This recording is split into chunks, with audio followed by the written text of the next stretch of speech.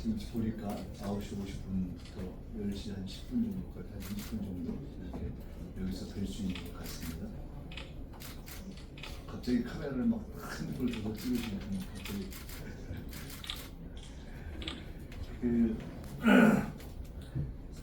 민주당 전당대회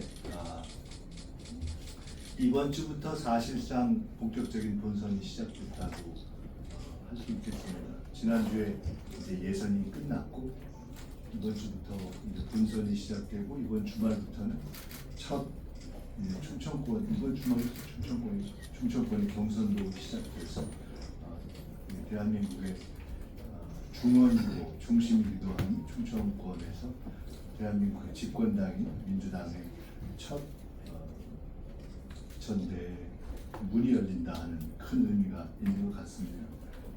그 차원에서 첫 주에 첫 날에 첫 아침을 대한민국의 현재 또 미래 행정의 중심이 세종을 찾았습니다. 찾아서 세종시장님 그리고 세종시 의회를 찾아서 행정수도 특별법에 대한 건의 말씀도 들었습니다. 행정수도 특별법과 행정수도 문제는 노무현 대통령님과 이해찬 총리 이래 민주당의 오랜 꿈이고 또 대한민국의 오랜 수건이고 대한민국의 발전을 위해서 풀어야 할 해결 과제입니다.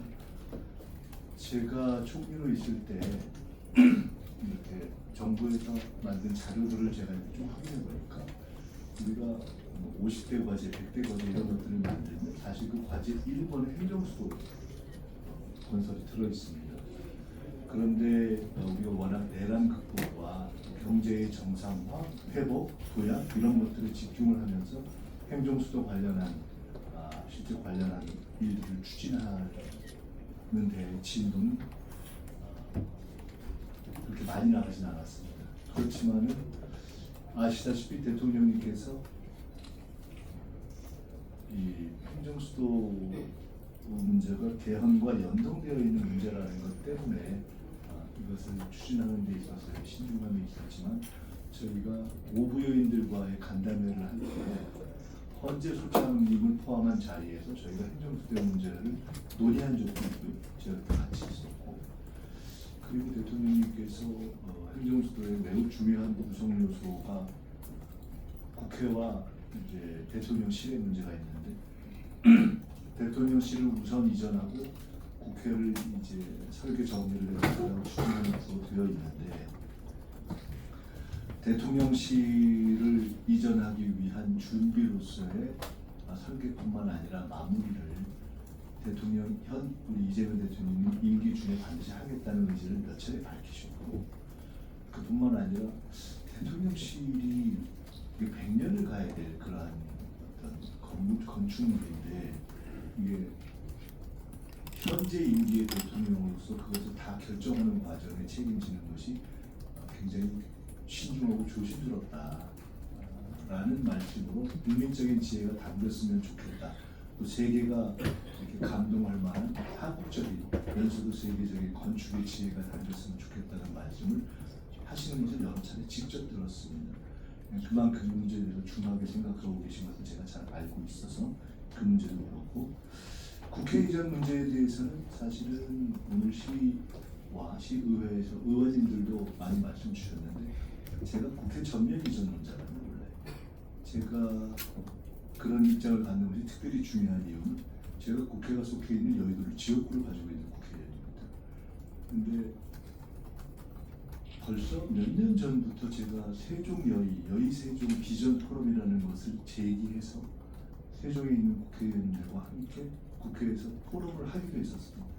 그때 저의 생각은 이런 것이었습니다. 국회와 정부가 둘로 나뉘어져 있는 것도 비효율이라는 것 때문에 지금 국회 이전 논의를 하는데 국회 상임위를 반씩 나눠가지고 보면 국회와 정부가 3분되기 때문에 이거는 비효율이 더 늘어나는 것이어서 현실성이 없다. 저는 봐서 결국은 불가피하게 국회의 전면 전체 이전이 불가피한 과정이 될 것이다 라고 보고 있습니다. 또 하나는 21세기의 전 세계 선진국 가운데 국회를 새로 짓는 나라는 우리가 유일하고 앞으로도 유일무이할 가능성이 좀 높기 때문에 전 세계의 모델이 될 만한 그야말로 AI 의사당을 만들어야 된다는 게 제 생각입니다. 오랫동안 이런 등등을 감안해서 전체 국회가 올 수 있을 정도의 캐파와 어떤 기능을 애초부터 장착한 그런 미래지향적 완결형 국회를 만들어야 된다는 게 제 오랜 주장이고 그런 관점을 가지고 있습니다. 종합해서 말씀드리면 세종 행정수도는 민주당의 오랜 꿈이고 노무현 대통령부터 시작해서 그리고 사실은 어떻게 보면 박정희 대통령도 행정수도 이름을 제기했기 때문에 대한민국의 모든 역대 지도자들의 꿈이라고 할 수 있고 그리고 지금 추진하고 있는 3대 메가 프로젝트로 충청, 호남, 영남의 반도체 프로젝트가 이재명 대통령이 역사적 승부수를 좀 걸고 있는데 이것은 수도권과 지방의 어떤 이분화 구조를 극복하는 새로운 시도인데 따지고 보면 행정수도 또한 그렇기 때문에 지금 이재명 정부가 추진하는 충청, 영남, 호남, 충청, 호남, 영남 3대 메가 프로젝트와 세정 행정수도 건설은 저는 동전의 양면이라고 봅니다. 그래서 이재명 정부가 성공해야 그 모든 것이 될 수 있고 이재명 정부가 성공하고 안정되지 못하면 민주당도 정부도 국가도 지방 발전도 균형 발전도 3대 프로젝트도 행정수도도 다 흔들린다고 저는 봅니다. 그래서 그것이 이번 민주당 전당대회의 의미다. 한 정당의 전당대회를 뛰어넘어서 현재 대한민국의 국정 방향과 그것을 담보하는 집권당의 명운이 걸려있고 그것에 동의하는 국민들의 향후의 어떤 국리 민복이 걸려있는 전당대회다. 저는 그러한 점에서 이재명 정부와 어떤 현재 국가와 국민이 원하는 방향이 제가 생각하는 노선이라고 생각합니다. 민생 실효 확장을 위해서. 그래서 그런 국가와 당의 명운을 걸고 당대표가 되기 위해서 나섰다는 말씀을 드리고 현재까지 민주당 지지층에서 계속해서 우월적인 지지를 보내주시는 것에 대해서 감사드리고 반드시 오늘 제가 거의 같은 내용의 행정수도 특별법에 대한 건의를 제가 시와 시의회로부터 받았는데 이 내용에 있어서 제가 충분한 이해를 가지고 있습니다. 그리고 이에 대해서 추진하는 의지 또한 확고합니다. 그 문제는 말이 아니라 능력 아니겠습니까? 저는 추진하려는 어떤 말과 의지가 아니라 일을 만들어내본 경험과 일을 만들어낼 줄 아는 역량이 있습니다. 자금 없이 시끄럽지 않고 지혜롭게 이 과정 관리를 하면서 저는 행정수도로 가는 길, 행정수도 특별법 통과로 가는 길을 만들어내겠다는 말씀을 드립니다. 이 정도 말씀드리고 한 두세 번 질문을 받도록 하겠습니다. 네, 감사합니다. 지금 소속과 설명을 해주시죠. KBS 성용희 기자라고 하고요. 이번 당대표 선거 이제 지역에 이제 방문하셨으니까 방금 뭐 지역 현안 말씀도 해주셨지만 조금 더 여쭤보면요. 그 행정수도 특별법 관련해서 좀 구체적인 로드맵이나 구상이 있다면 좀 말씀 부탁드리겠습니다. 혹시 한두 분 내가 한꺼번에 듣고 종합해서 말씀드리면 어떨까요? 소속성하고 말씀. 네, 저 충청북도 이승동이라고요. 그 저기 입법 이게 좀 지방선거 이후에 입법 시도가 좀 소강 상태인 걸로 알고 있는데요. 그 당론 채택에 대해서 좀 의지나 이런 걸 좀 여쭤보고요. 그리고 아까 국회 완전 이전 말씀하셨잖아요. 근데 이제 행정수도 2004년도에 위헌 판결을 날 때 두 가지 조건으로 달았는데 아까 지금 말씀하신 완전 이전 본회의장이고요. 그리고 청와대 이렇게 얘기가 되어 있는데 지금 국회법에 아직도 이제 분원이라고 이제 제재가 됐습니다. 본회의장 설치 비용이 지금 예산에 확보가 안 돼 있고요. 그리고 대통령실 같은 경우도 설계 지침을 보면 대통령이 승시 거주가 아니라 스쳐가는 정도다. 거기에 맞춰서 뭐 증축 뭐 관련 얘기도 있는데 거기에 대해서 말씀해 주시고 세종시 지원에도 좀 말씀은 식물위원회라고 되어 있는데 지금 지역은 그렇습니다. 그래서 너무 길게 예, 말씀하시는 그거까지만 말씀을 말씀해 주시고 주시고 한 번만 더 듣고 마무리할까요? 저 기자님들 거기는 지금 기자실 질문이니까 거기는 안 하셔도 소속성화. 네, 중돌부 이은지 기자입니다. 지금 8월 초에 그 보안수사법 폐지 관련해서 그때까지 뭐 처리를 조금 목표로 하고 계신 것 같은데 지금 조금 일정이 빠듯한 걸로 알고 있거든요. 그래서 그거에 대한 뭐 계획이라든가 지금 중대사건에서 수사본부의 우려가 크다는 그런 우려들이 많이 나오는데 이런 우려들을 어떻게 인식시킬 건지 그것도 좀 짧게 설명 부탁드립니다. 네, 그러면 이제 감사합니다. 종합해서 이렇게 세 분 질문을 받고 답변 드리는 것으로 하겠습니다. 우선 조금 더 간단한 보안 수사권 문제부터 말씀드리겠습니다. 당이 이미 당론을 결정했기 때문에 현재의 지도부가 지혜롭게 의원님들의 의사를 다 모으고 야당과 협의해서 8월 초까지 늦지 않게 통과시키는 것이 좋고 또 가능할 것이라고 보고 있습니다. 그렇게 해야 10월 초 중수청과 공수청 출범이 차질 없이 진행됩니다. 원래 그 차질 없는 진행을 위해서 제가 정부에 있을 때 이미 5월 전에 이것을 처리할 것을 당에 제안했었고 당에서 그런 당정 간의 협의가 진행될 때는 그 협의가 완료되기 전에 바로 법안을 먼저 드리는 것이 아니라 그런 의사를 확인한 후에 그것을 진행하는 절차를 갖게 되는데 그런 이것을 처리해서 보안수사권 폐지를 골자로 처리한 것이 어떠냐 하는 의사를 공적 통로를 이미 여러 번 제기해서 당 지도부 대표까지 전달된 바가 있었습니다.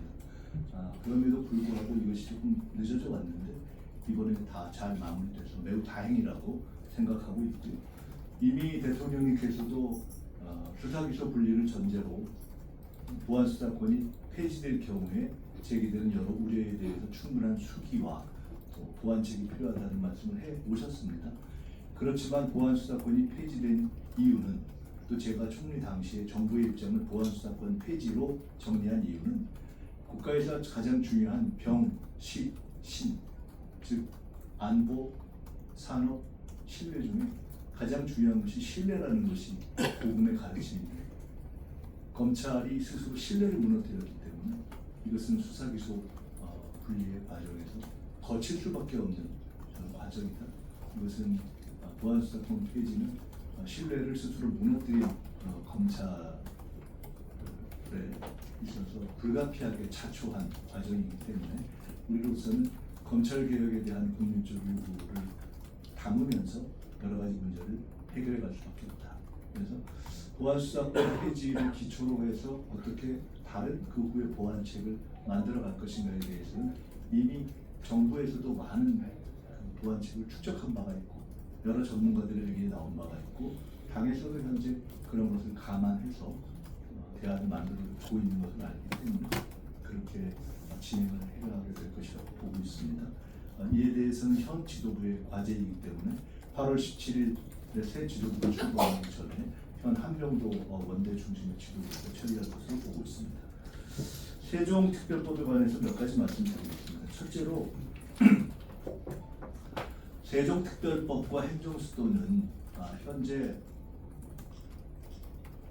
세종행정수도를 법으로 명시하려는 법안이 과거에 반습헌법에 위배된다는 헌재의 판단에 의해서 무산된 바가 있습니다. 즉 그때의 법리는 관습헌법의 위반이고 그 관습헌법의 위반을 표현하는 구체적인 전제가 대통령실 또는 국회의 핵심 기관인 의장실과 본회의장의 서울 위치 이것을 전제로 법원이 예시했던 것으로 알고 있습니다. 이와 관련해서 말씀드리면 첫째로 그렇게 해서 우회 경로를 취하면서 진행되고 이제 현존하는 행정복합도시 세종은 이미 20년 이상 대한민국의 새로운 관습으로 존재하고 성장하고 발전했습니다. 그래서 저는 이제 새로운 관습으로 현실화된 세종 행정복합도시가 원래의 취지에 따른 행정수도로 발전할 수 있는 여러 가지 전제적 조건들을 충분히 쌓아왔다라고 첫째 생각합니다. 두 번째로는 지난번에 오부요인 간담회 때에도 헌재 소장님과도 말씀을 나눴던 바이지만 헌법도 또 헌법에 대한 판단도 헌법에 대한 해석도 변화하는 것이기 때문에 저는 이러한 종합적인 것을 시대 상황과 현실과 법리에 따라서 향후의 헌재가 다시 판단해야 하는 상황이 생길 경우에 어떻게 판단할지를 현재 예단하는 것은 이르다 이렇게 봅니다. 이건 변화할 수 있다고 봅니다.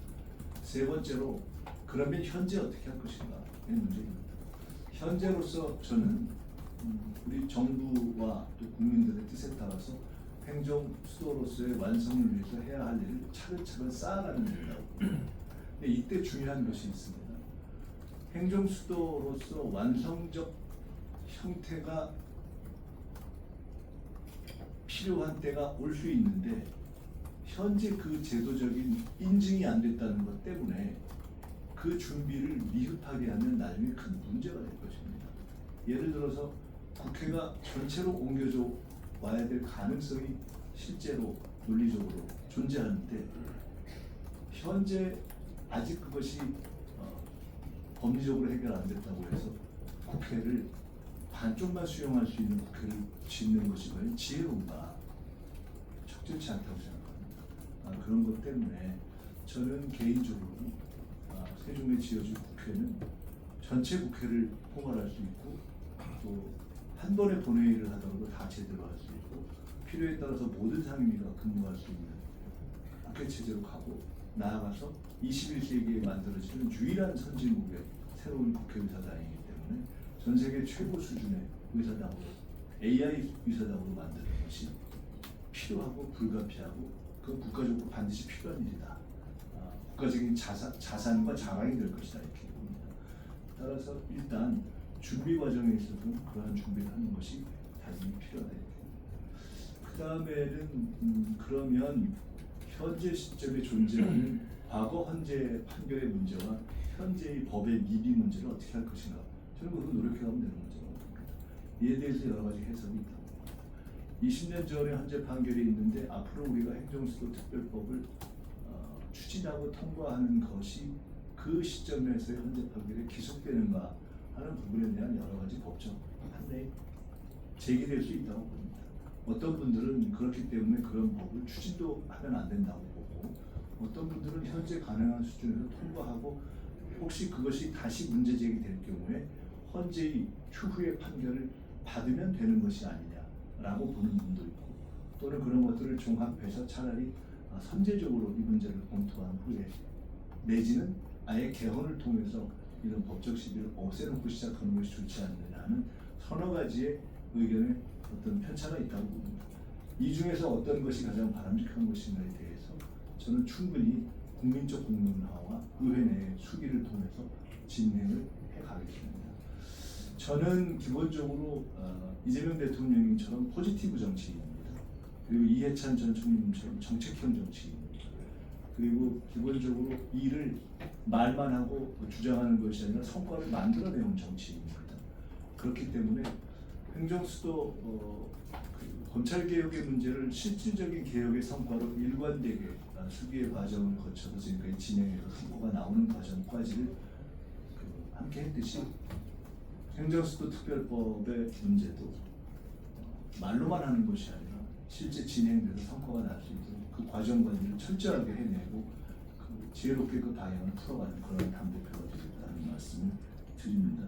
좀 길게 말씀드렸는데 결론적으로 말씀드리면 세종특별법의 문제, 세종행정수도의 문제를 헌재의 과거 판결과 현재의 법적 해석과 장기적인 행정수도의 불가피적 필연성과 그리고 그것이 잘 됐을 때의 세계적인 어떤 자산으로의 성과를 보는 미래지향적 시각 이런 것들을 종합적으로 판단하고 현재 국회 내 또 국민들의 의견을 잘 종합해서 풀어가겠다. 그러나 그 부분에 있어서는 일관되게 오래전부터 개인적으로는 지역구를 여의도를 두고 있는 의원으로서도 이 문제에 대해서 상당히 전향적 입장을 가지고 왔던 저의 진정성을 신뢰해 주셔도 좋을 것 같다 이렇게 말씀드립니다. 장롱 채택 말씀해 주세요. 죄송합니다. 그 아니, 양pen 그리고 가장 중요한 장롱 채택 이거